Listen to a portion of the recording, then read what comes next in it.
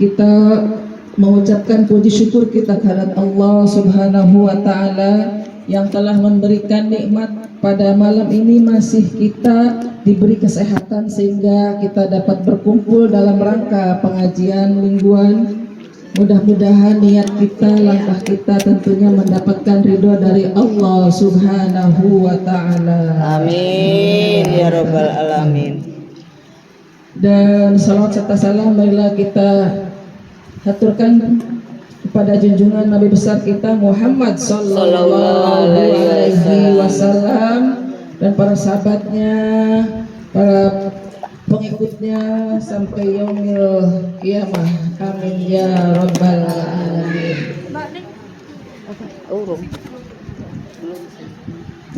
Ibu-ibu yang dimuliakan oleh Allah Subhanahu wa taala, pada kesempatan ini marilah kita niatkan untuk thalabul ilmi, untuk silaturahmi, sehingga dengan silaturahmi mudah-mudahan kita semua diberi kesehatan dan diberi umur panjang oleh Allah Subhanahu wa taala. Amin ya rabbal alamin. Ibu-ibu yang dimuliakan oleh Allah Subhanahu wa taala, pada kesempatan ini ingin membahas terkait dengan apa yang telah kita lakukan tiap hari, yakni tentang hikmah daripada sholat. Dan sebelumnya kami ingin mengingatkan kembali bahwa sholat bukan hanya perintah, bukan hanya kewajiban, tetapi salah satu alat komunikasi kita antara hamba dengan Allah Subhanahu wa ta'ala. Walaupun itu merupakan perintah, tetapi hikmahnya bukan untuk sang Khalik, tetapi untuk kita sendiri. Ya silahkan aja hayati misalkan dalam surat Al-Fatihah. Setelah kita memuji Alhamdulillahirabbil alamin Ar-Rahmanir-Rahim yang Maha Pengasih lagi Maha Penyayang, Malik Yaumiddin, supaya kita mengingat kepada kematian atau hari pembalasan. Nah, ayat yang berikutnya, Iyyaka na'budu wa iyyaka nasta'in.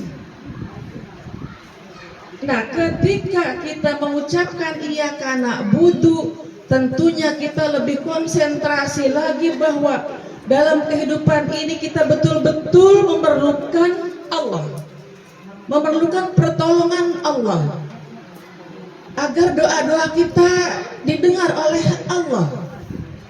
Yang mana artinya iyyaka na'budu, kepada Engkaulah kami menyembah. Minimal 5 kali. Dan wa iyyaka nasta'in, dan kepadanya lah kami mohon pertolonganmu ya Allah. Kita ingat semua kebutuhan-kebutuhan yang pengen terlaksana dalam kehidupan ini, maka kita harus lebih khusyuk. Wa iyyaka nasta'in, jangan buru-buru wa iyyaka nasta'in. Tapi itu kan nggak afdol, nggak fasih. Padahal itu mad arid lisukun, panjangnya sampai 6 harakat. Dan kalau sholat sendiri tentunya jangan keras-keras bacaannya mengganggu orang lain. Kalau berjamaah, kalau sholat tarawih, cukup kita ucapkan, ya ucapkan, tetapi di dalam hati kita lebih konsentrasi lagi. Bukan buat iya karena setahun mengganggu orang sebelah. Iya karena orang lain sayangnya kan nggak konsentrasi karena mendengar sebelahnya itu lagi wa iya karena setahun. Kecuali kita sebagai imam, ya silahkan. Jadi kalau sholat taraweh itu harus lebih hati-hati, jangan sampai mengganggu orang lain. salat berjamaah. Terus ihdinas siratal mustaqim. Memohon lagi untuk kelak, untuk di akhirat kelak. Tunjukilah kami ke jalan yang lurus. Memohon kepada Allah lagi. Jadi banyak permohonan yang terdapat di dalam bacaan sholat. Tetapi kebanyakannya masih belum kita pahami apa yang kita baca. Nanti tolong dibuka kembali buku bacaan sholatnya itu, diartikan, dihafal. Kalau bahasa di sini nggak mungkin sempat waktunya. Kami hanya mengingatkan kembali saja, baca lagi bacaan sholat, karena amal yang pertama dihisab yakni masalah amal sholat. Bagaimana sholat yang 5 waktunya? Terus ada nggak sholat tambahan yang dilakukan selama kontrak habis, selama hidup? Mau berapa Bu kontrak hidupnya? Daripada merepotkan anak ya, sampai anak bertengkar masalah masalah orang tuanya, ya cukup keberkahan dalam hal umur, yaitu tidak mengganggu, tidak bikin fitnah anak-anak kita misalnya. Ya cukup 75, mau Bu? 75 atau lebih sedikit misalnya. Ya. Itu adalah ketentuan Allah ya Bu ya. Udah banyak bonus ya Bu ya. Ya banyak bonusnya walaupun 75.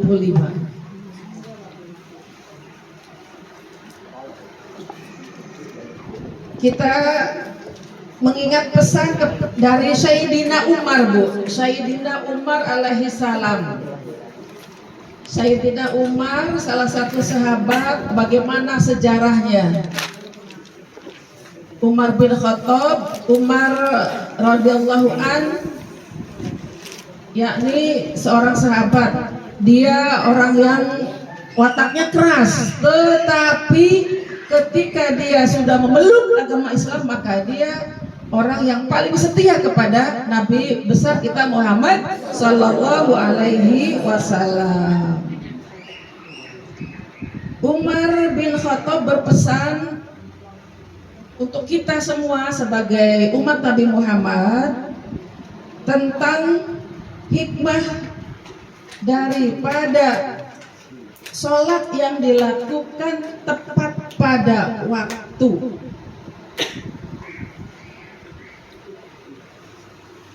Sholat yang dilakukan tepat pada waktu itu mengandung hikmah. Kita lihat surat 17 ayat 78.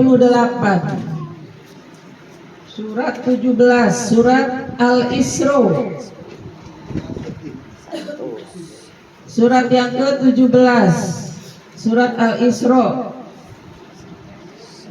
ayat 78.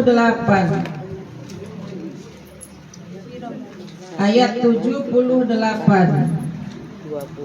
120.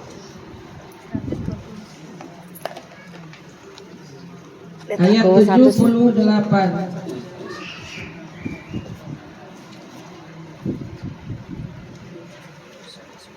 A'udzu billahi minasyaitonir rajim. Aqimis sholata liduluki syamsi ila ghasaqil laili wa qur'anal fajr. Inna qur'anal fajri kana mashhuda.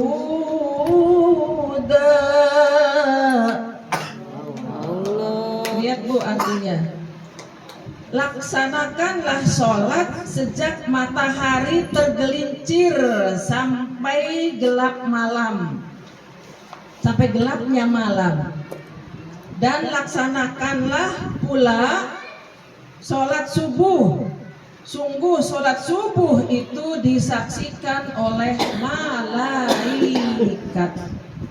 Jadi bukan cerita ya Bu, ya, bukan cerita. Walaupun memang para dai misalkan ya, para penceramah mengingatkan, sholat subuh itu disaksikan oleh para malaikat, misalnya. Cuma para dai, para penceramah tidak menjelaskan Qur'annya dalam surat apa, sehingga diibaratkan sebagai kayak cerita. Padahal ini terdapat dalam surat Al-Isra ayat 78 bahwa innal Qur'anal fajri kana masyhuda. Sesungguhnya sholat fajar, sholat subuh itu disaksikan oleh para malaikat. Tapi bukan berarti sholat yang lain tidak dilihat, bukan. Tetapi para malaikatnya tentunya lebih banyak menyaksikan ketika kita sholat tepat pada waktunya, atau ketika sholat fajar, sholat subuh. Memang sholat subuh itu sangat sulit, ya. Kenapa? Kok lagi enak-enaknya ngerikel, ya. Kalau malam kan mungkin gerah kan, kalau jam 12 1 misalkan, jadi nggak nyenyak. Nah, sholat subuh kan lagi enak-enaknya, dingin, adem, nyaman, ya, sehingga godaannya sangat banyak sekali. Tetapi Allah menjelaskan, dan kita harus yakin dan percaya bahwa sholat subuh itu lebih baik daripada sholat-sholat yang lain. Pahalanya tentunya berlipat ganda bila kita melaksanakan apa yang diperintahkan oleh Allah tersebut, yang terdapat dalam surat Al-Isra ayat 78. Satu lagi di surat Al-Mu'minun. Al-Mu'minun, siapa yang cepat? Surat Al-Mu'minun surat keberapa? Al-Mu'minun surat yang ke-23. Al-Mu'minun ayat 1 dan 2.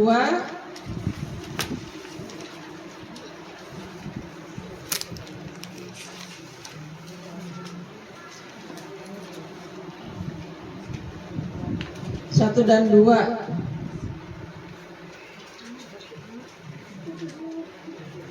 Ayat pertama, nanti ada lagi surat 9 dan 11. Ayat pertama dulu, 1 dan 2. A'udzubillahi minasyaitonirrajim. Kalau baca Quran, kalau waktunya mepet, nggak basmalah, nggak apa-apa, tapi ta'udlah. Ya, karena perintahnya kan hanya ta'udlah, biasakan ta'ud dulu daripada basmalah, tapi meninggalkan ta'ud. Tapi ta'udlah yang didahulukan. A'udzubillahi minasyaitonirrajim. Qad aflahal mu'minun.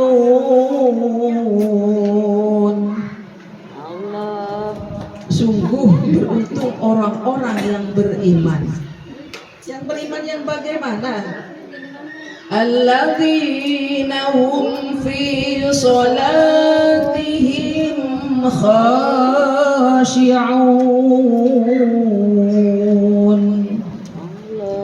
Yaitu orang yang khusyuk dalam sholatnya, ya, khusyuk dalam hal sholat. Khusyuk dalam hal sholat, sholat yang bagaimana? Yakni sholat yang dilakukan pertama tentunya harus awal waktu, ya, jangan menunda-nunda, karena ini kaitannya dengan perintah Allah. Ya, nanti ada hikmahnya. Ketika ada kumandangan azan, hayya 'alas shalah,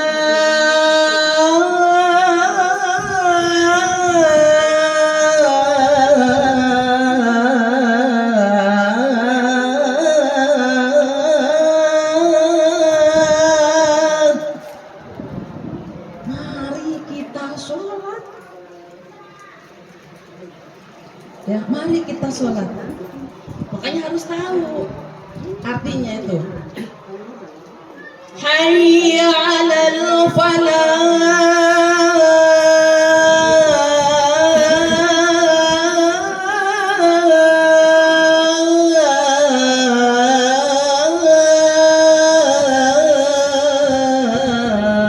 Misalnya, mari menuju kemenangan. Nah, kalau yang nggak ngerti artinya, ya sebodoh banget.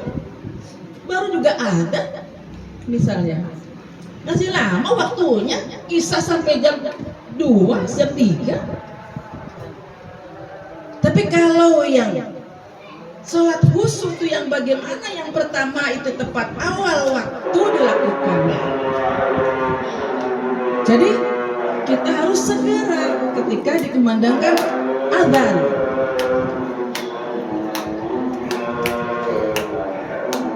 Jadi khusyuk itu bukan hanya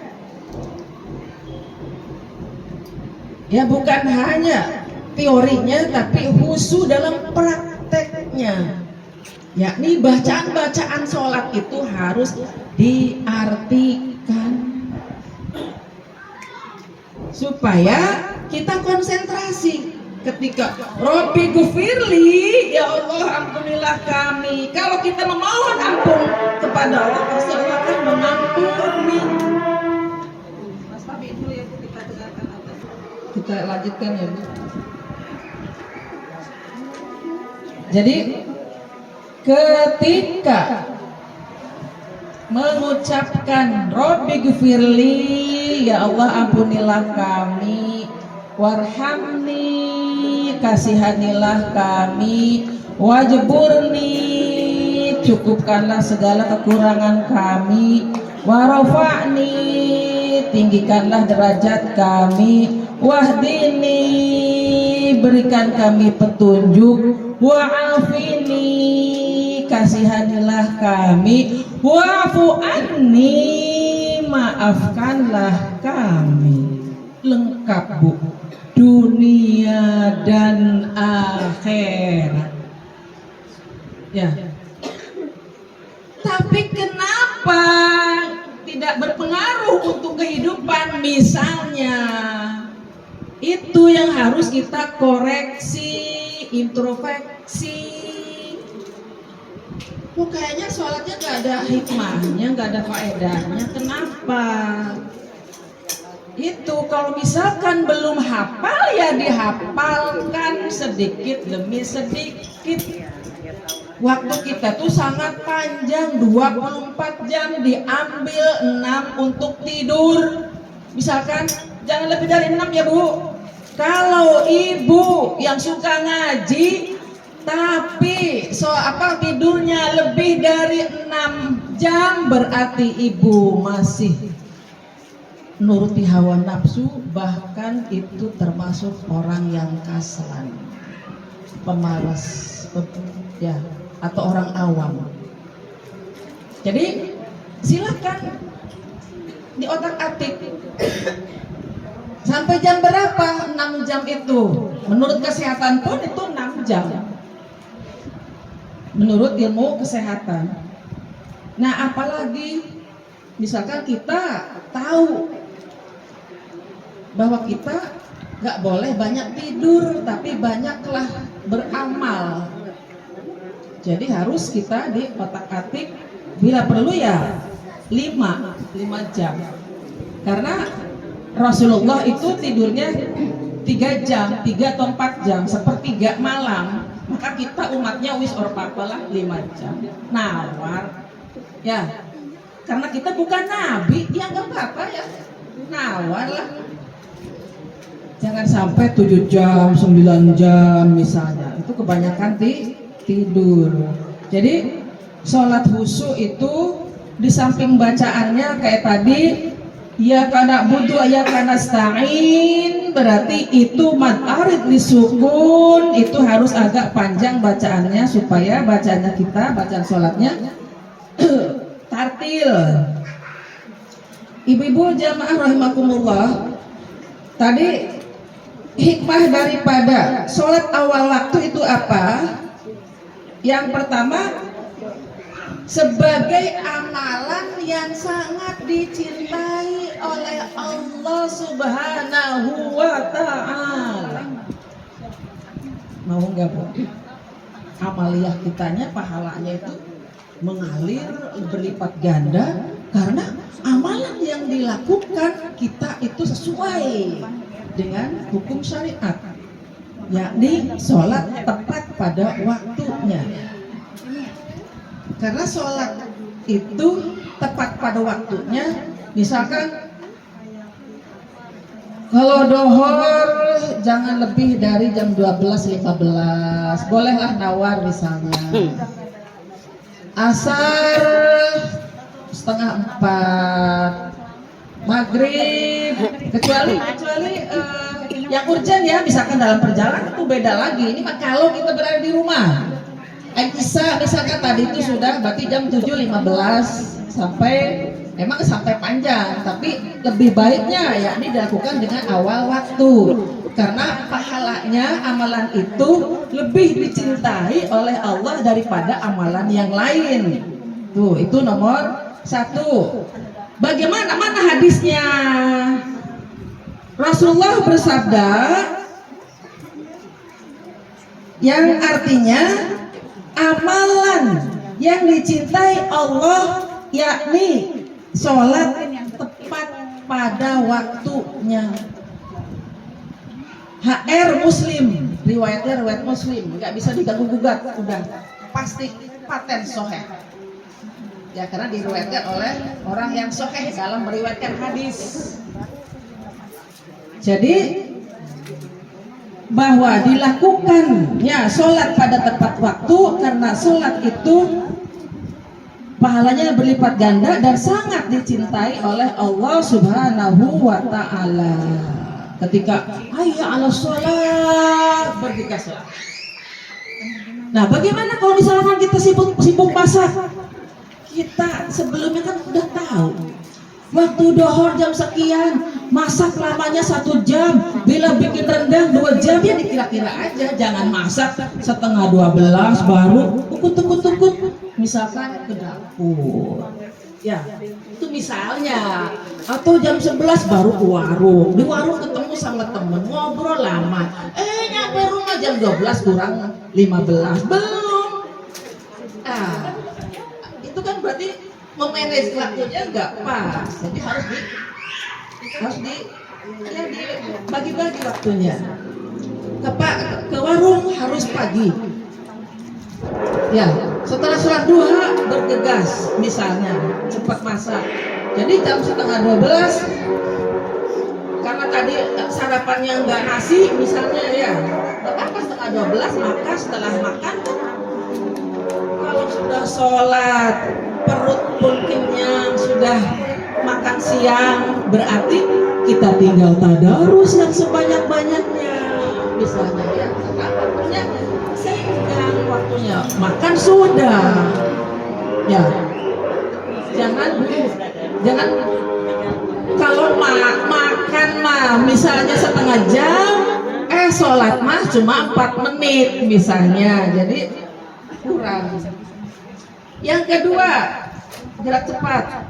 Yang kedua, orang yang sholat tepat waktu itu badannya selalu dikasih kesehatan.